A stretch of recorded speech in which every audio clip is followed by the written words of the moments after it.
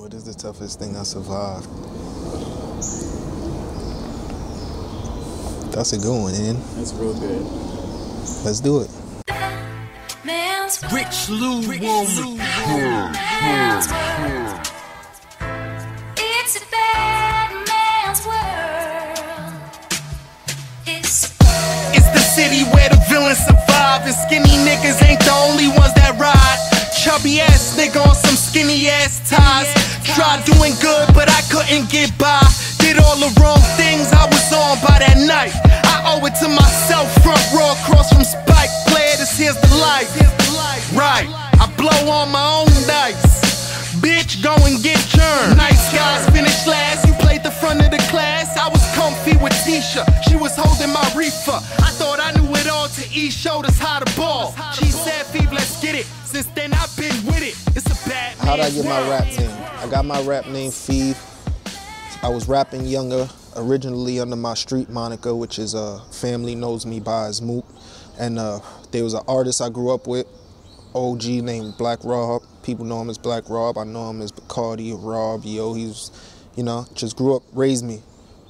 Good friends of my father. Like, he gave it to me as a compliment. Like, yo, man, you got a fever over there. You hot. Heard about you kind of thing. So, therefore, I took it upon myself that, you know, it came from Rob, so it meant a little more to me. And it stuck. I've had it for quite some time now, for a very long time. Go back to the music. And then as I started progressing as an adult, I dropped the ER. And it was just Fev. I started recording because got to a point when I was writing raps, and I was taught early on how to count bars and how to write hooks. So it got to the point where I was writing raps and I wanted to hear them back. Like, I wanted to judge them, and started writing complete songs. So I needed studio time. So as I started progressing, and I had a little job, and I got in a relationship, and she also held me down. We started booking studio time very often, and I have like countless hours of music and body of work that never came out, but I would just be in the crib listening to it and trying to make sure it sounded crispy, because sometimes I ain't like how it would sound. So I was just finding myself and also watching what the engineer was doing, so I could learn how to do what I needed to do and sound how I needed to sound when it was my time to step out. So I rocked over there with him for a little while, and he moved up to about 3 other studios. It went from his basement to a nice little apartment. Then he went into a sub-basement where it was like a little furnished kind of thing.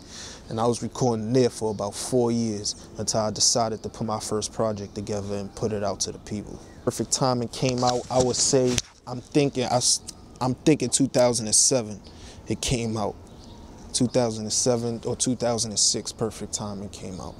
And it was all original music at the time. It was a freestyles, I'm fronting, there was a freestyles in there, but it was a lot of original music on that joint. This musical memory would have to be, not to sound cliche, but it would be my pops performing at B-Stock. So that had to be like 04. Dang, like 60,000 people, if I'm not mistaken, like in the stadium, in Giant Stadium. He rocked it. They did their thing, you know what I'm saying? TKA came out, and they tore Giant Stadium down at KTU B-Stock, and it was a big night because I never seen that many people. And I came out on the stage. He brought me and my little sister out on the stage, and it was ill because you see there was so many faces I couldn't even really focus on, like, you know what I'm saying, looking at one person. It was crazy. So that would have to be my fondest musical memory, seeing that many people know my father's music is ill. You know what I'm saying? That's something I can't escape. My father's side is very musical. My dad was in a group in the 90s. He was in a dance group. They did their thing throughout the 90s, early 2000s. They might have had a few other hits. My younger sister just released her single via iTunes. So yeah, everything in my life has been musical. My grandmother used to clean the crib to old Spanish. She also sang opera. Grandmother is crazy because I lived with her, but I don't know too much about her, like past the life that I know. But she sang opera crazy, like, when she sang like a tenor or something, and she would clean the crib just listening to opera and singing along with it. Like, she knew the words to certain opera songs and stuff, and it was bugged out as a kid. I appreciate it more now. I wish I would have knew what it was back then, but she had a hell of a voice and she sang, you know what I'm saying? So I grew up around that a lot. My favorite musician, man, I'm gonna say Amy Winehouse. She's like, I don't know, I just feel like people like Amy Winehouse aren't supposed to, their jobs are done, and she just goes unappreciated, but she's definitely my most favorite artist. Like that Back to Black album changed my life.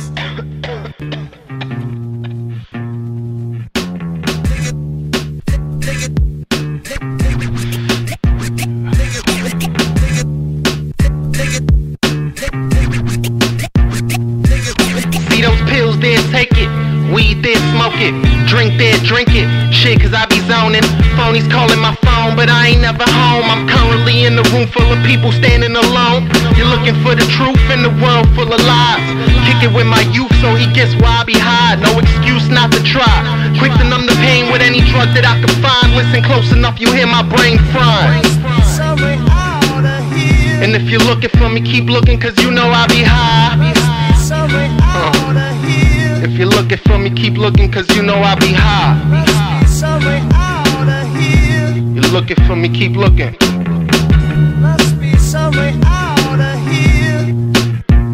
Let the drugs kick in.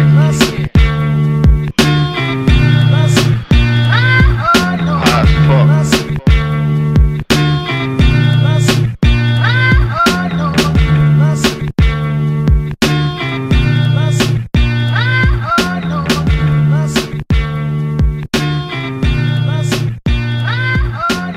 She feels the world's against her, no one to hold her down, so she gets hot, broken on the inside, bathrooms occupied. Music is life. There's not, everything you do pertains to music, whether it's an emotion, whether it's a strength, you know what I'm saying? Whether you're working out, you want to work out to music, you're jogging, you want to run to music, you play, you know what I'm saying? You're playing video games, you got music on, people doing work, they prefer to listen to music. Like, if you're feeling the type of way, there's a song that'll make you feel the type of way. I can't picture living my 20-something years on this planet and having to suffer not being able to hear what music was, you know what I'm saying? Like, it got the slaves through, it got people through the Great Depression, it got people through many other things. Music is just life. There's no other way to say it.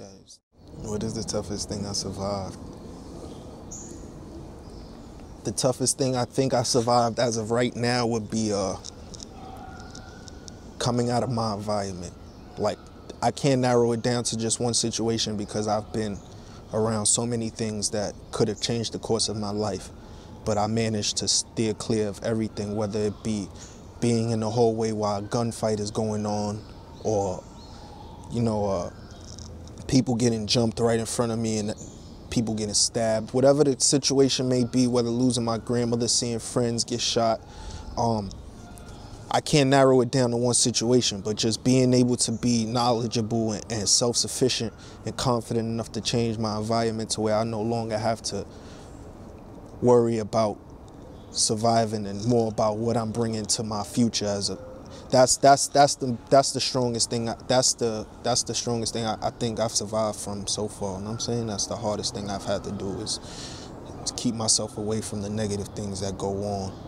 You know what I'm saying? And just stay myself.